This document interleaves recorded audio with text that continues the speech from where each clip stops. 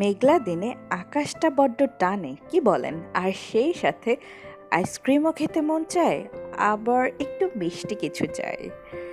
এরকম একটা অভিনন্দন পরিবেশে যদি ঝাল মিষ্টি টক সব একসাথে পাওয়া যায়, কেমন হয় বলেন তো? আর আরও যদি হয় ফ্যামিলি ফ্রেন্ডলি এনভায়রনমেন্ট, যেখানে আপনি আপনার ফ্রেন্ড সার্কেল ফ্যামিলি নিয়ে ঘুরতে যেতে পারবেন, সময় কাটাতে পারবেন, আড্ডা দিতে পারবেন, আর গরম গরম কফি এনজয় করতে পারবেন, সেই সাথে আপনার লাঞ্চ হোক কিংবা ডিনার হোক সবই থাকবে একদম বাজেট ফ্রেন্ডলি। তো হেই এভরিওয়ান, দিস ইজ স্পন্থর্মে, আশা করি আপনারা সকলে ভালো আছেন। আজকে আমি আপনাদেরকে নিয়ে যাচ্ছি সুবাস্তুর এক্স্যাক্ট অপোজিটে ওয়াটারফল গার্ডেনে, যেটা কিনা যমুনা ফিউচার পার্ক থেকে মাত্র 15 মিনিট দূরত্বে। যেহেতু বাইরের ওয়েদার দেখেই বুঝতে পারছেন মেঘলা আকাশ, তাই চিন্তা করলাম কেননা রুফটপ অ্যান্ড ইন্টেরিয়র যেখানে পাবো সেখানেই যাব। যেই ভাবনা সেই কাজ, চলে গেলাম লিফটের 6-এ অ্যান্ড গিয়ে শুরুতে কফি অর্ডার করে ফেললাম, যেহেতু অলস দুপুর ছিল, মনটা চাচ্ছিল একটু চাঙ্গা হয়ে নিই। সো আমি আর আপু আমাদের কফিটা এনজয় করছিলাম, সেই সাথে সাথে ইন্টেরিয়রটাও দেখছিলাম কত সুন্দর করে ওয়েল ডেকোর করা, অ্যান্ড সবচেয়ে ভালো ওপেন কিচেন। আপনি এখানে দাঁড়িয়ে কিংবা বসে দেখতে পাবেন আপনার খাবার কিভাবে রেডি হচ্ছে, কী কী ইনগ্রিডিয়েন্ট দ্বারা রেডি হচ্ছে, হাইজেনিক কিনা। এই জিনিসটা বলতে হয় কেউই মিস করতে যাবেন না। সো আমিও তাই, এর ব্যতিক্রম না, বসে বসে সেটাই দেখছিলাম, এনভায়রনমেন্ট দেখছিলাম, আর সবচেয়ে বড় কথা ওয়েদারটা দেখছিলাম। অ্যান্ড দেখেন এরকম বাইরে পানি পড়ছে আর আপনার হাতে গরম স্যুপের পেয়ালা, মানে ফিলিংসটাই অন্যরকম। আর সেই সাথে স্যুপের ভেতরে যদি থাকে চিকেন ভর্তি, চিংড়ি ভর্তি, সেই সাথে মাশরুমের মিক্সচার।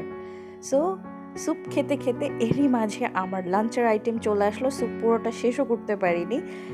এখন আমি এখানে ফ্রাইড রাইস অর্ডার করেছি, চিকেন কারি অর্ডার করেছি, বিফ কারি অর্ডার করেছি।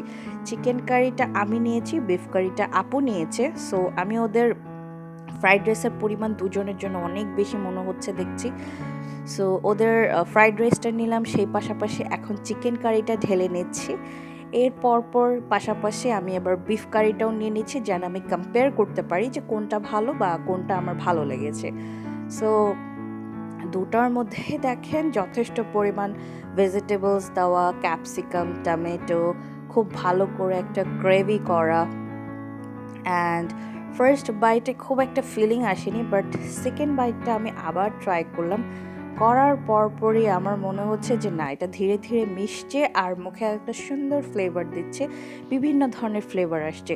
চিকেনের সাইড থেকে চিকেন কারিটা অন্যরকম, বিফের সাইড থেকে বিফের কারিটা অন্যরকম। আমার কাছে বেশি বিফের কারিটা ভালো লেগেছে, খুব সুন্দর মতো ওরা ইউটিলাইজ করেছে। এই দেখেন এখানে আপনি টমেটো, অনিয়ন সব ধরনের মাংস পাবেন, আর আর ফ্রাইড রাইসে ভর্তি সব নাটস, ভেজিটেবলস, এভরিথিং। মানে টেবিল ভর্তি খাবার না দেখলে না মনটা আই থিঙ্ক ভরে ওঠে না। এর পাশাপাশি আমি ওদের চাউমিনটা অর্ডার করেছিলাম, দেখি চাউমিনও চলে এসেছে, যদিও চাউমিনটা আমি একটু পরে দিতে বলেছিলাম।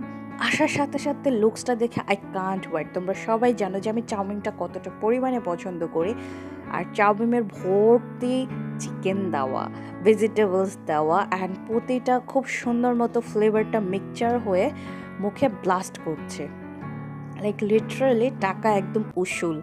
এরই ফাঁকে আমি তোমাদেরকে একটুখানি ওদের প্রাইস মেনুটা দেখিয়ে দিচ্ছি, যে আমি এখান থেকে চিকেন কারি নিয়েছি, আর প্রতিটা 1:3 করে। আসলে আমাদের দুজনের জন্য এত নেওয়াটা বোকামি হয়েছে। সো ভাবলাম আমরা খেয়ে বাকিটুকু অংশ পার্সেল করে নিয়ে যাব।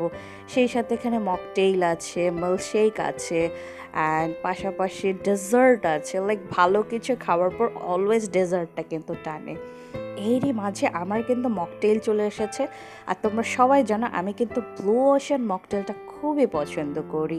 আর তার পাশাপাশি আপু অর্ডার করেছিল চকলেট মিল্কশেক। সো আমার মকটেল ট্রাই করার পর আমি আর লোভ সামলাতে না পেরে ওর চকলেটটাও ট্রাই করি।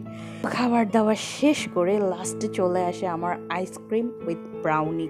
মানে আমার যে বৃষ্টির দিনে বা ঠান্ডার সময় কতটা পরিমাণে আইসক্রিম খেতে ভালো লাগে তোমাদেরকে আমি বলে বোঝাতে পারবো না।